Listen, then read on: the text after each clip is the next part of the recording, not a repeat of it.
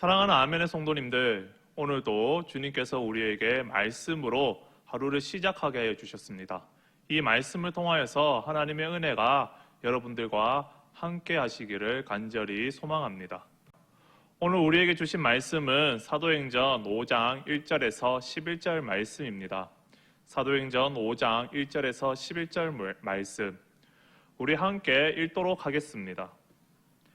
아나니아라 하는 사람이 그의 아내 삽비라와 더불어 소유를 팔아 그 값에서 얼마를 감추매 그 아내도 알더라.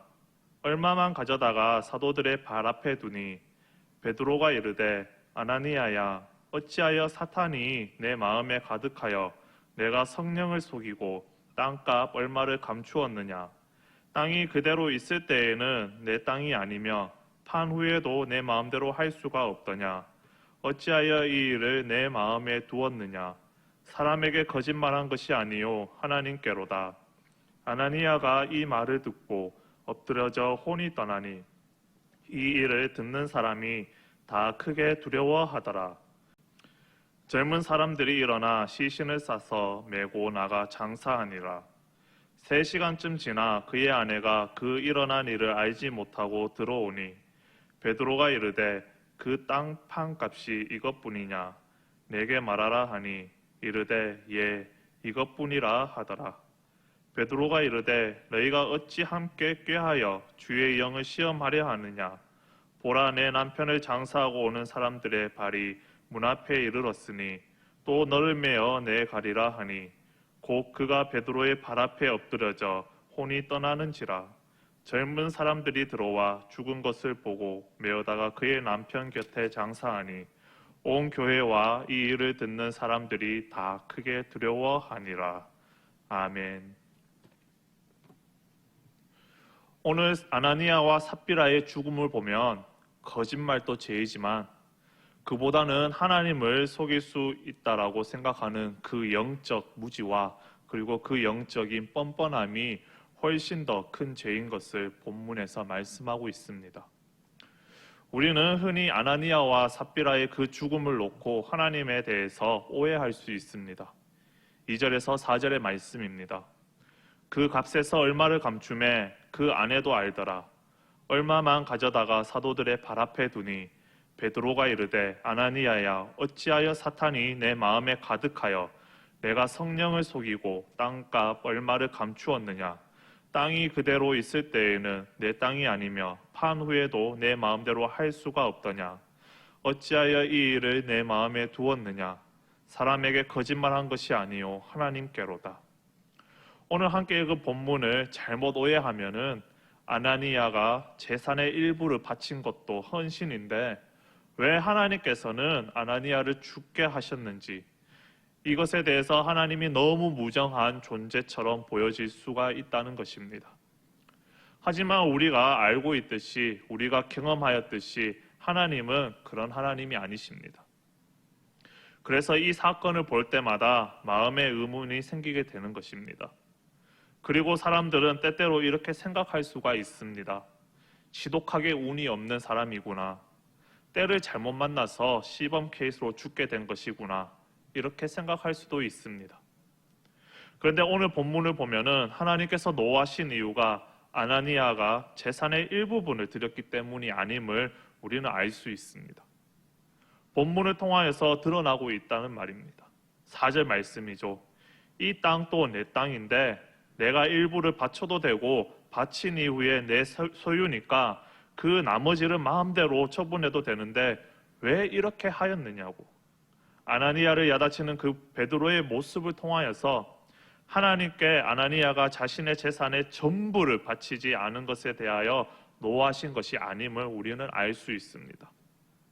하나님에게 물질의 그 전부를 바치는 것이나 이 부분을 바치는 것이나 그렇게 중요하지 않다는 것입니다. 베드로가 진짜 문제로 지적한 것은 아나니아의 그 마음이 사탄에게 마음을 빼앗기고 그리고 또 성령을 속이고 그것을 실제로 아나니아가 행동으로 행했다는 것을 이야기하고 있습니다. 사실 이 짧은 구절에서는 많은 것들이 담겨져 있죠. 사단에게 마음을 빼앗기는 것이 그 짧은 순간에 일어나는 일이 아니며, 그리고 또 성령을 속이는 것도 마찬가지로 짧은 순간에 일어나는 일들이 아닙니다. 그 당시에는 성령의 역사가 너무나도 강력하게 나타나고 있었기 때문에 성령께서는 아나니아와 그리고 삽비라에게 계속해서 돌이킬 것을 경고하신 것입니다. 그들이 회개할 기회가 분명히 있었다라는 것이죠.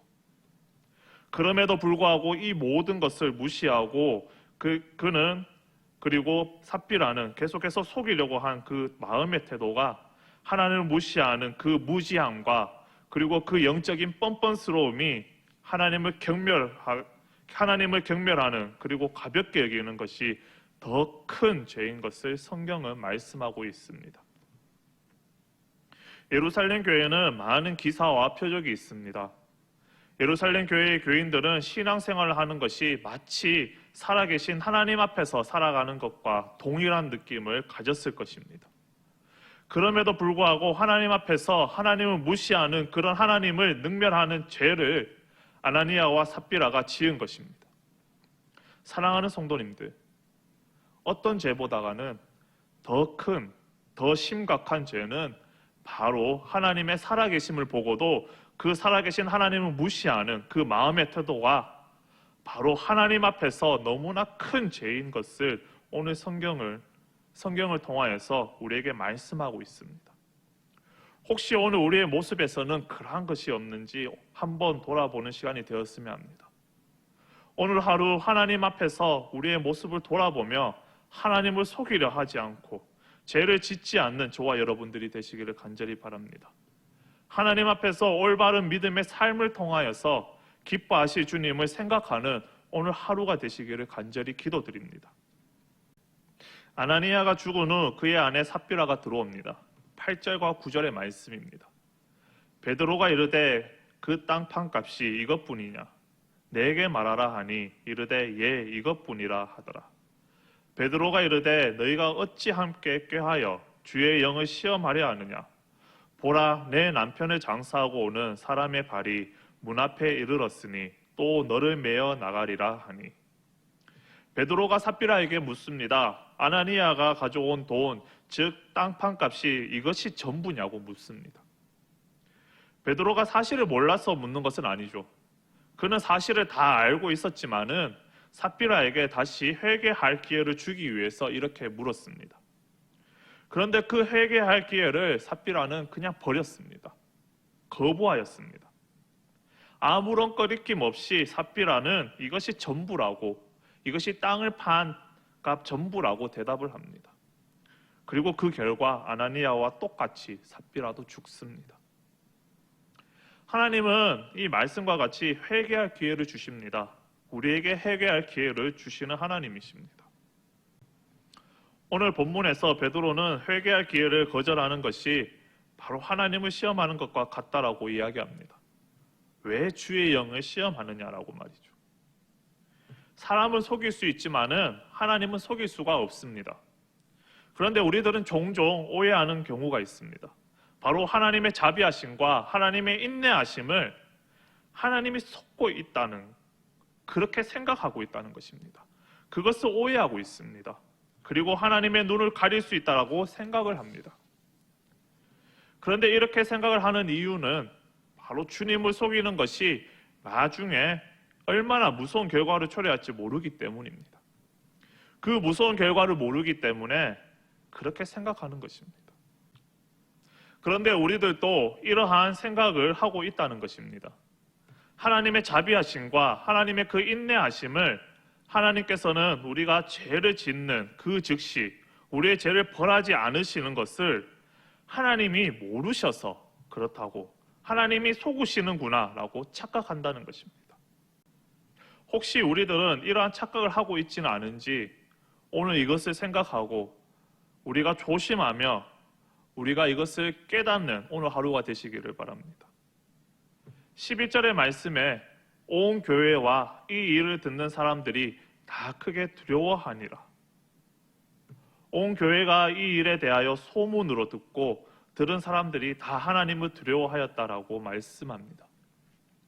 이 일을 통하여서 하나님을 경외하는 그 거룩한 경외감이 그 공동체 가운데 다시 회복되어진 것입니다.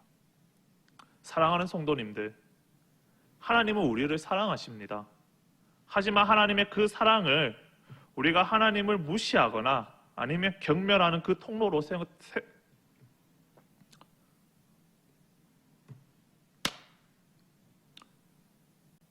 사랑하는 성도님들, 하나님은 우리를 사랑하십니다.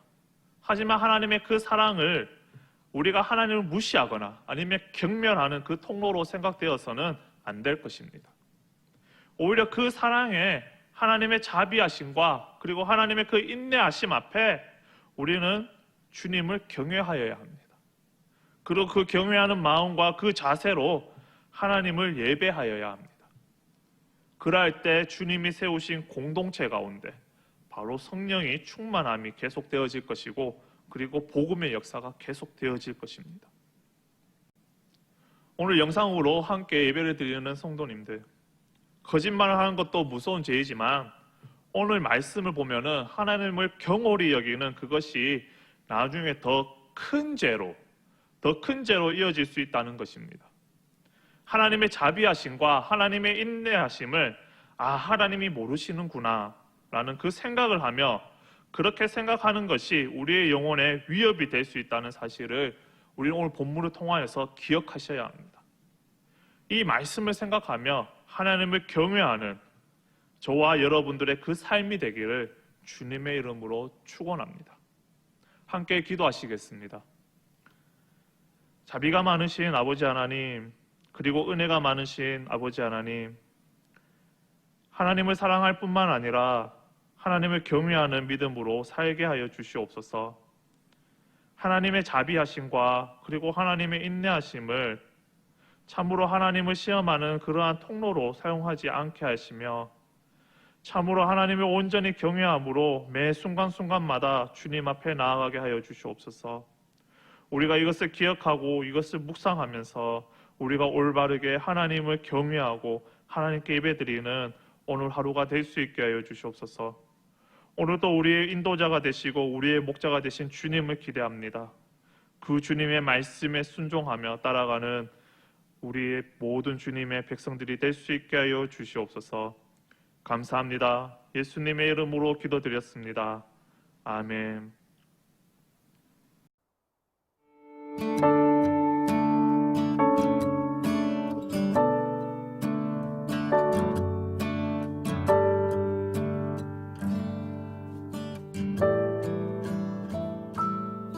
참 아름다운 곳이라 주님의 세계는 정말로 내가 나갔고 솔직할 수 있는 곳, 조금이라도 내 의라 말할 수 없는 이곳은 바로 주님의 세계라.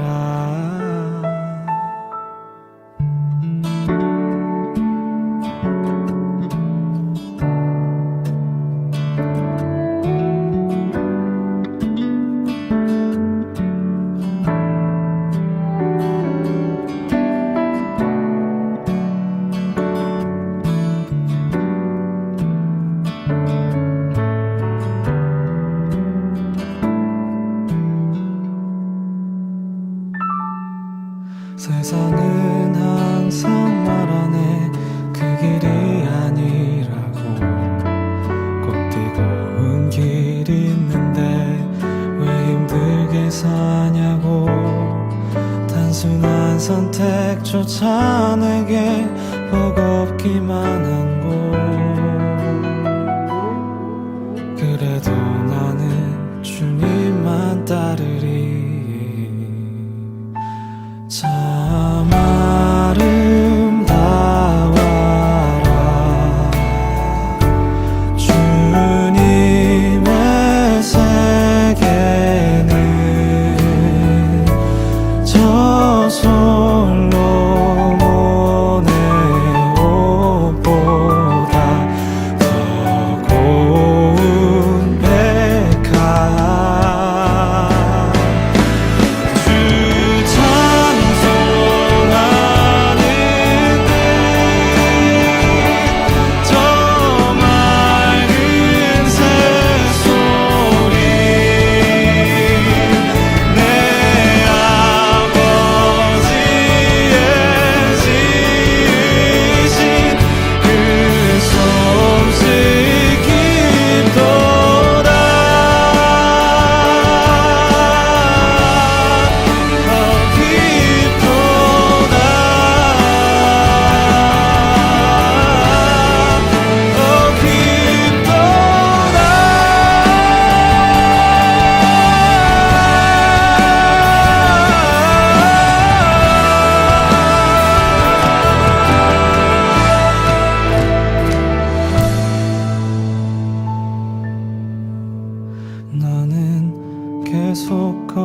겁니다.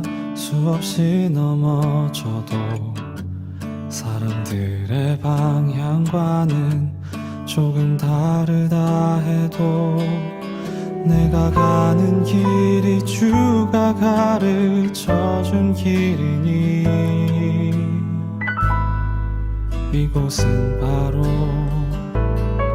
이곳은 바로 주님의 세계라.